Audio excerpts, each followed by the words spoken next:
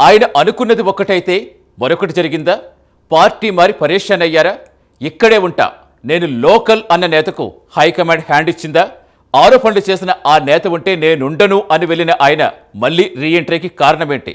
ఏ బిడ్డ, ఇది నా అడ్డా అన్న పోటీ చేస్తారన్న నేత సైలెంట్ అయిపోయారా?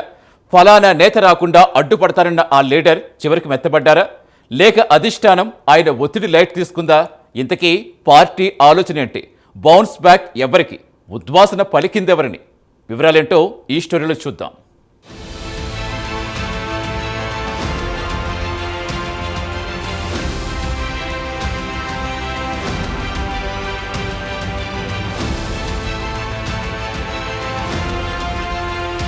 కొమరం భీం ఆసిఫాబాద్ జిల్లాలోని సిర్పూర్ టీ నియోజకవర్గ బీఆర్ఎస్ లో కొంతకాలంగా అలజడి కొనసాగుతోంది. ఎంపీ ఎన్నికల కంటే ముందు బీఆర్ఎస్ ను విడిన మాజీ ఎమ్మెల్యే కోనప్ప కాంగ్రెస్ లోకి వెళ్లారు. సిర్పూర్ నియోజకవర్గం నుంచి అసెంబ్లీ ఎన్నికల్లోనూ బీఎస్పీ అభ్యర్థిగా ఆర్ఎస్ ప్రవీణ్ కుమార్ పోటీ చేసి ఓటమి పాలయ్యారు. ఆ తర్వాత బీఆర్ఎస్ కండువా కప్పేసుకున్నారు. కాగా ఆర్ఎస్ ప్రవీణ్ కుమార్ కోనప్పలకు రాజకీయ పరంగా శత్రుత్వం ఉంది.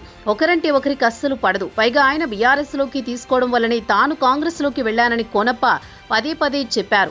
అదే సమయంలో కోనప్పను టార్గెట్ చేస్తూ ఆర్ఎస్ ప్రవీణ్ కుమార్ తీవ్ర ఆరోపణలు చేయడం పరిపాటిగా మారింది.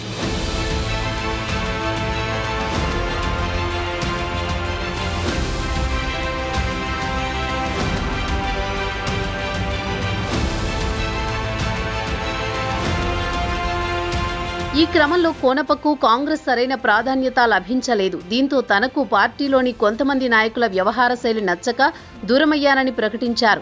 అయితే కొద్ది రోజుల నుంచి ఆయన మాత్రం ఇండిపెండెంట్ గా బరిలో దిగుతానంటూ క్యాడర్ను ఒకే వేదికపైకి తెచ్చుకున్నారంట. కానీ స్థానిక సంస్థల ఎన్నికలు వస్తుండటంతో ఆర్ఎస్ ప్రవీణ్ కుమార్ కోనప్ప మధ్య మాటల యుద్ధం పెరిగిపోయింది. ఈ క్రమంలో కోనప్ప ప్రవీణ్ ను వ్యతిరేకించినా ఏనాడు బీఆర్ఎస్ లోని అధిష్టానం పెద్దలు, మరీ ముఖ్యంగా కేసీఆర్, కేటీఆర్లను ఎప్పుడూ ఏమనకపోగా దేవుడంటూ కోనప్ప వ్యాఖ్యానిస్తూ వచ్చారట.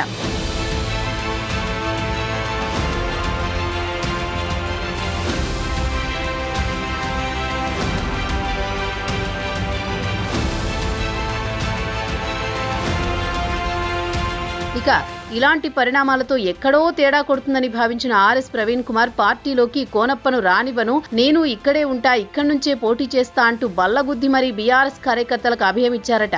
కోనప్ప రీఎంట్రీ అయితే ఆర్ఎస్ ప్రవీణ్ అచ్చంపేటకు పంపిస్తారని టాక్ సైతం రావడం ఆయనను నమ్ముకున్న వారిలో హైరానా మొదలైందట.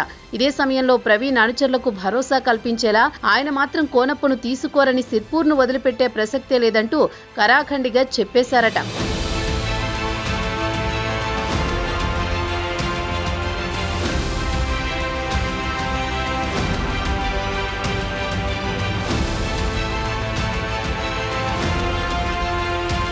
సీన్ కట్ చేస్తే ఆల్ ఆఫ్ సడన్ గా కోనప్ప బౌన్స్ బ్యాక్ అయ్యారు. కేటీఆర్, హరీష్ రావులు ఆయనకు కండువా కప్పి పార్టీలోకి ఆహ్వానించారు. ఆర్ఎస్పీని ఒప్పించారా లేక అక్కడి నుంచి తప్పించారా అనే చర్చ సైతం నడుస్తోంది. ప్రవీణ్ కుమార్ సిర్పూర్ నియోజకవర్గంలో గతంలోనే ఇంటి నిర్మాణం చేసుకున్నారు. పైగా బీఆర్ఎస్ లో చేరాక ఇక్కడే పోటీ చేస్తానంటూ చాలాసార్లు చెప్పడం క్యాడర్, కోనప్ప వ్యతిరేక వర్గం అంతా ఆయన వెంట నడిచారట. తీరా చూస్తే కోనప్ప మళ్లీ కారు పార్టీలోకి రావడం, జనరల్ సీటు నుంచి మళ్లీ కోనప్పను బరిలో దింపాలని భావిస్తున్నట్టు తెలుస్తోంది. ఇక ఆర్ఎస్ ప్రవీణ్ ను తన సొంత జిల్లా అయిన నాగర్ కర్నూలు నుంచి పోటీ చేయించాలని ఆలోచనలో ఉన్నట్టు గులాబీ పార్టీలో గుసగుసలు వినిపిస్తున్నాయి. అచ్చంపేట నుంచి గత ఎన్నికల్లో పోటీ చేసి ఓటమి పాలైన గువ్వల బాలరాజు ఇటీవలే బీఆర్ఎస్ కు గుడ్ బై చెప్పారు.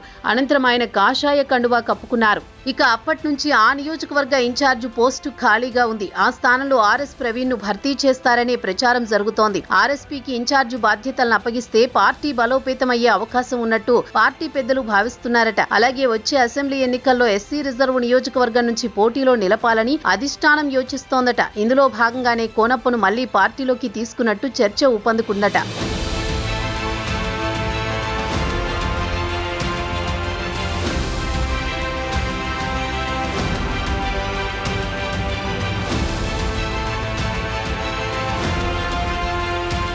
ఇదిలా ఉంటే ఆర్ఎస్ ప్రవీణ్ కుమార్ కొంతకాలంగా కట్టె కాలే వరకు సిర్పూర్లోనే ఉంటానంటూ చెప్పుకొస్తున్నారు. కానీ అధిష్టానం నిర్ణయం ఆయనకు దెబ్బ కొట్టిందా? పైకలా మాట్లాడినా లోపల మాత్రం తన సొంత జిల్లాలోనే పోటీ చేయాలని నిర్ణయించుకున్నారా? అందుకే కోనప్పకు తిరిగి గులాబీ కండువా కప్పేశారా అనేది రాజకీయ వర్గాల్లో చర్చ జరుగుతోంది. లేదు, స్థానిక సంస్థల ఎన్నికలే లక్ష్యంగా కోనప్పను చేర్చుకున్న ఆర్ఎస్ ప్రవీణ్ వెంట నడిచిన వారంతా కోనప్పతో మింగిలవుతారా? సిర్పూర్ నుంచి ఆర్ఎస్పీని క్రమంగా జరిపేసి గొడవలకు తావిలేకుండా చూస్తారా అనేది ఆసక్తికరంగా మారింది.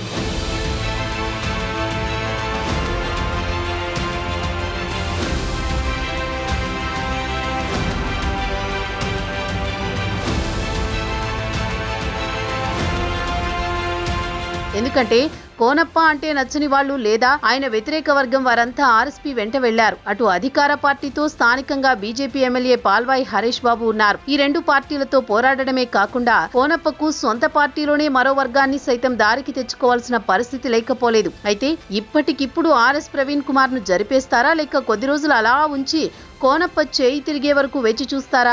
లేదంటే అంతా ఆయన చేతికే పగ్గాలిచ్చి ఆర్ఎస్పీ సేవలను రాష్ట్రమంతా వినియోగించుకుంటారా లేదా అనేది సస్పెన్స్ గా మారింది. మరోవైపు ప్రవీణ్ కుమార్ ను అచ్చంపేటకు పరిమితం చేస్తారా అనేది మాత్రం బీఆర్ఎస్ అధిష్టానం, ఆ పార్టీ నేతల నిర్ణయమే ఫైనల్. సో పార్టీ భవిష్యత్ ఏ విధంగా ఉంటుందో చూడాలి.